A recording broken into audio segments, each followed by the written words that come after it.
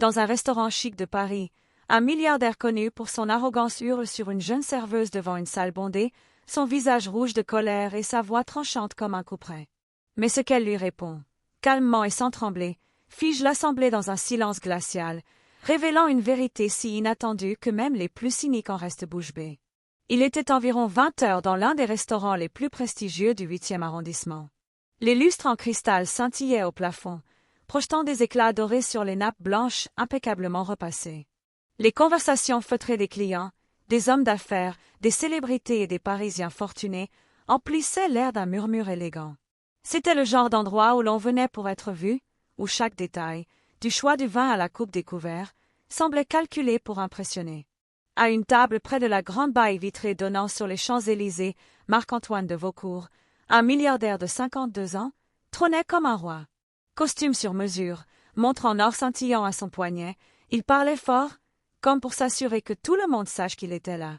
Ses cheveux grisonnants, soigneusement coiffés, et son regard perçant donnaient l'impression qu'il dominait chaque pièce où il entrait. Ce soir-là, il était accompagné de 2 associés en affaires, des hommes plus jeunes, visiblement intimidés par sa présence, et d'une femme élégante, une influenceuse connue pour ses publications sur les réseaux sociaux. Leur table était couverte de plats raffinés, homard thermidor, risotto à la truffe, et une bouteille de Château Pétrus à plusieurs milliers d'euros. En face de cette table, une jeune serveuse, Claire, 24 ans, s'activait avec une grâce discrète. Ses cheveux châtains étaient tirés en un chignon soigné, et son uniforme noir et blanc était impeccable. Elle travaillait dans ce restaurant depuis 1 an, jonglant entre ses études de droit et ce job pour payer son loyer. Claire était connue pour son professionnalisme, son sourire discret et sa capacité à gérer les clients difficiles avec une patience infinie.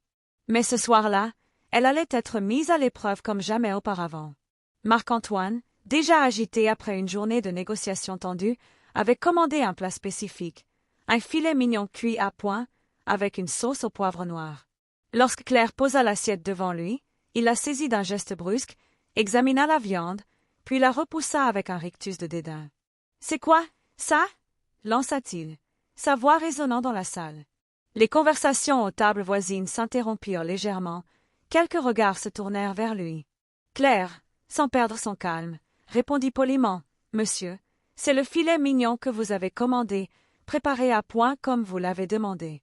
Y a-t-il un problème ?» Marc-Antoine éclata d'un rire sarcastique, attirant encore plus l'attention. « Un problème. Cette viande est immangeable. Vous appelez ça à point? Elle est pratiquement crue. Vous savez qui je suis, mademoiselle?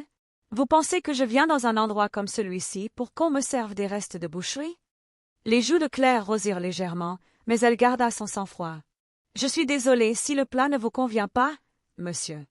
Je peux demander au chef de le reprendre et de le cuire davantage, si vous le souhaitez. » « Le reprendre » rugit-il, repoussant son assiette si fort qu'elle manqua de tomber de la table. « Vous croyez que j'ai le temps de attendre vos erreurs?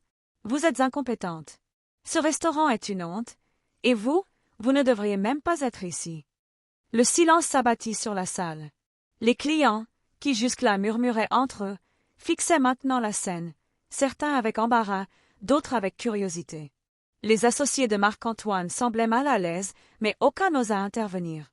L'influenceuse à la table sortit discrètement son téléphone, sans doute pour filmer l'incident. Claire, toujours debout, les mains jointes devant elle, inspira profondément. Ses yeux, d'un brin doux mais déterminé, rencontrèrent ceux de Marc-Antoine. Elle aurait pu baisser la tête, s'excuser à nouveau ou simplement s'éloigner pour éviter l'esclandre. Mais elle ne fit rien de tout cela. « Monsieur de Vaucourt, » dit-elle d'une voix claire et posée, « je comprends que vous soyez contrarié, mais permettez-moi de vous dire quelque chose. » Le milliardaire haussa un sourcil, visiblement surpris qu'elle connaisse son nom. « Allez-y, parlez, » ricana-t-il. « Éclairez-moi avec votre sagesse de serveuse. » Les clients retinrent leur souffle. Même le maître d'hôtel, qui s'était approché discrètement, s'arrêta net, figé par la tension dans l'air.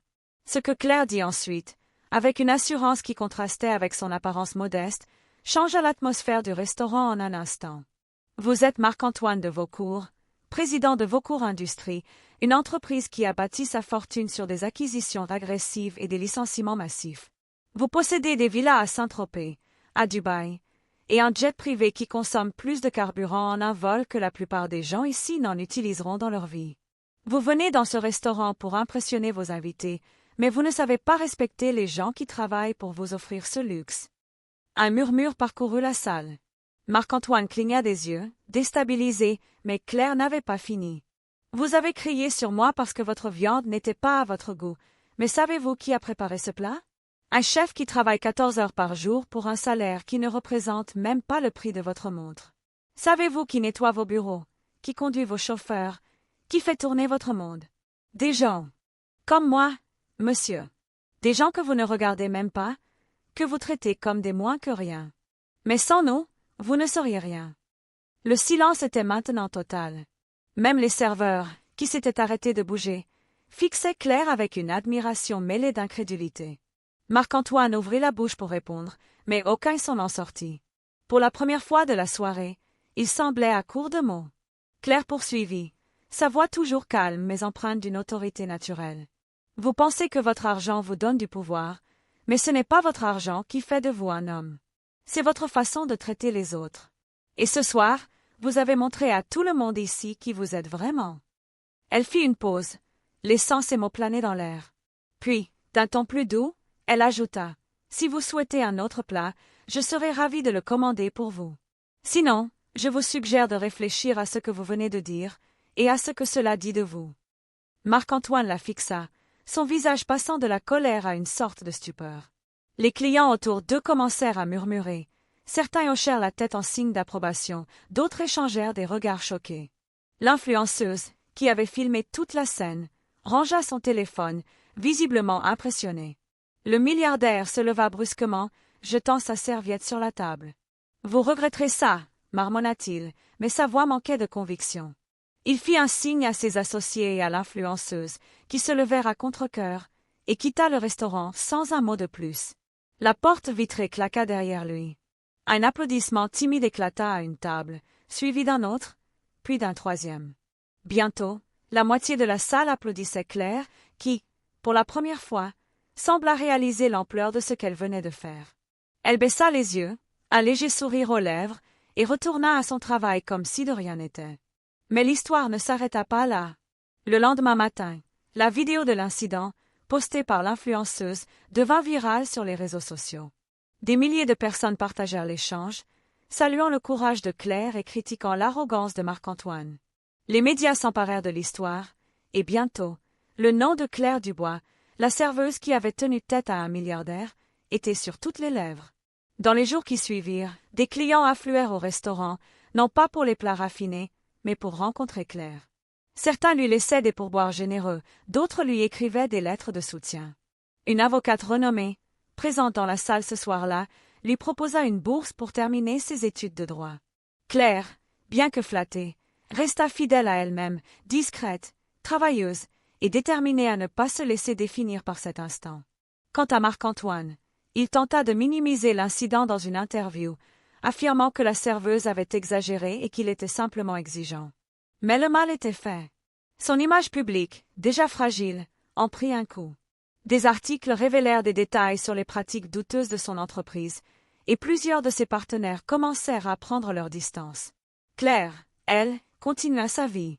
Elle ne chercha pas la célébrité, mais cet échange dans le restaurant devint une légende urbaine à Paris, un rappel que parfois, une voix calme peut résonner plus fort qu'un cri.